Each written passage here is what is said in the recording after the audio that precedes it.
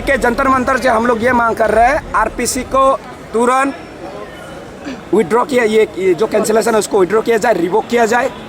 और क्योंकि इसमें तरह तरह के सिक्योरिटी इश्यूज भी है, केंद्र सरकार जो होम मिनिस्ट्री है उसको संज्ञान में लेनी चाहिए। प्रेजेंट में स्टेट में जो गवर्नमेंट है उसमें मुझे लगता है वो संविधान के साथ नहीं चल रही है। संविधान के साथ चलती, कॉन्स्टिट्यूशन के साथ दायरे में चलती तो ऐसी कोई दिक्कत नहीं होती।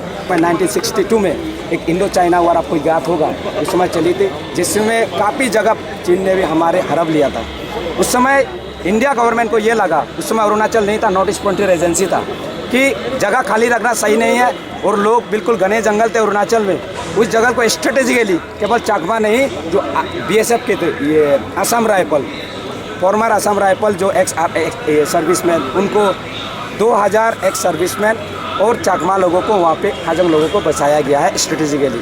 वो हम दैन जो नेपाल के गवर्नर के थे और उनके सेक्रेटरी थे, पीएन लुट्रा के रिकमेंडेशन से हुआ है। हम लोग का वहाँ पे बिल्कुल एक स्ट्रेटेजिक डिपेंडेंट प्लान से ही बसाया गया है और परमानेंटली बसाया गया है। बात जब 1987 में अरुणाचल यहाँ पे नेपाल अरुणाचल बना, उस समय से हमारी परिस्थिति बिल्कुल विपरीत दिशा में चलना स्टार्ट सारा आपको कर दिया भारत की नागरिक। प्रेजेंट में स्टेट में जो गवर्नमेंट है उसमें मुझे लगता है वो संविधान के साथ नहीं चल रही है। संविधान के साथ चलती, कॉन्स्टिट्यूशन के साथ दायरे में चलती तो ऐसी कोई दिक्कत नहीं होती।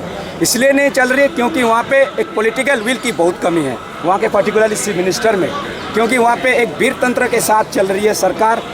वहाँ पे वीर तंत्र जो कहती है वो सरकार वही कर रही है। इसलिए तरह तरह के इलीगल काम हो रहे हैं, कॉन्स्टिट्यूशन के दायरे में बाहर काम हो रहे हैं। और इसलिए ये भी एक आरपीसी जो आपको रेसिडेंट प्रूफ सर्टिफिकेट चाकमा लोगों को इलीगली और आर्बिट्रेरी जिस तरह कैंसिलेशन है उसका एक नतीजा है। इसी की आवाज़ को बुलंद करने के लिए सरकार के सामने हम लोग ये कहना चाहते हैं कि हम लोग को बुद्धिस्ट होना एक, हम लोग का एक ये बुद्धिस्ट होना एक हमारे लिए कोई अपराध है क्या? हाजंग जो हमारे भाई बहन हैं यहाँ पे हिंदू है, उनके लिए हाजंग होना कोई अपराध है क्या?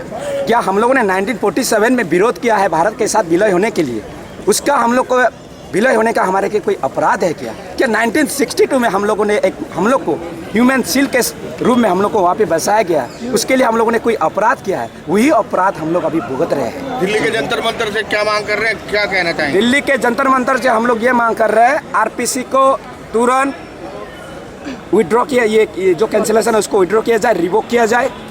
और क्योंकि इसमें तरह तरह के सिक्योरिटी इश्यूज भी है, केंद्र सरकार जो होम मिनिस्ट्री है उसको संज्ञान में लेनी चाहिए। भारत का जो अरुणाचल का जो सीमा रेखा है, सीमावर्ती इस देश है, चाइना उधर तरफ है, इधर म्यांमार है, उन लोगों में उनकी एक स्ट्रेटजी में मानता हूँ, एनालिसिस करता हूँ। हमारे आरपीसी देने से हमारे जो युवा है चाकमा हाजंग के लोग, काफ़ी लोग अग्निवीर के साथ साथ और काफ़ी पैरामिलिट्री फोर्सेस में ज्वाइन किया है, उससे ये वहाँ की जो सीमावर्ती इलाकों में स्ट्रेटन हुई है।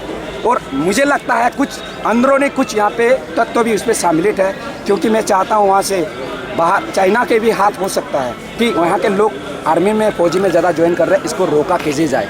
जो वहाँ पे कुछ ऑर्गेनाइजेशन काम कर रहे हैं, मुझे नहीं लगता कितना सही है कितना गलत है, लेकिन उस पर संज्ञान में भारत सरकार को लेनी चाहिए, क्योंकि अगर ये नहीं लेगी तो मुझे लगता है भारत में सीमावर्ती सुरक्षा के मामलों में बहुत दिक्कत आ जाएगी।